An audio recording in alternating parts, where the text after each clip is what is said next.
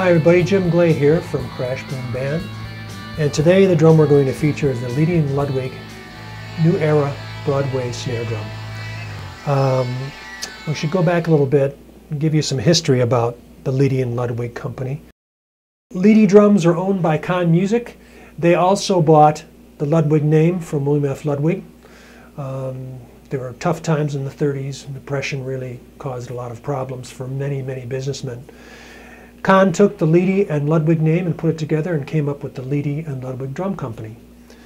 They then proceeded to put out drums.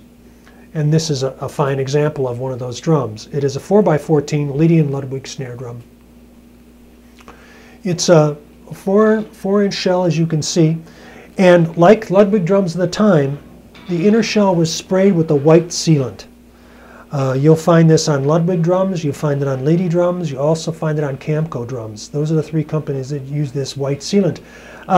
It's interesting to note that the companies claim the sealant helped with sound production. Other people say that sealant was used to cover up wood imperfections, perfections in the wood.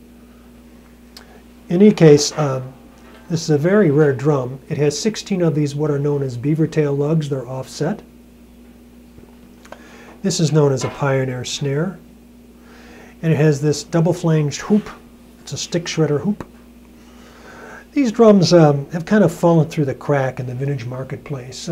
It's too bad because they're very nice drums and they just don't attract the attention that the Ludwig and Rogers drums do, but you'll find drummers who swear by these drums. Ginger Baker in the 60s played a Leedy snare drum.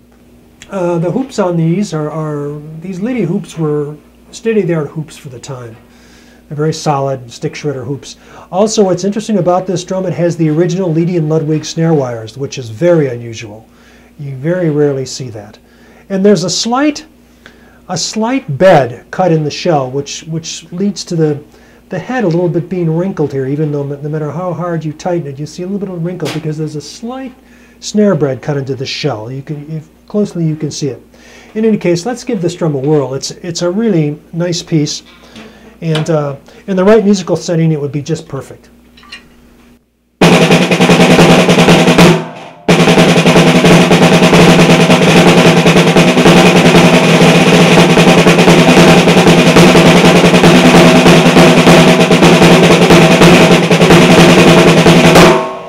All in all, a really nice sounding snare drum, particularly in the case it's a 4x14. So if you'd like to learn more about this drum or other drums, kindly visit my website, vintagedrumsandmore.com.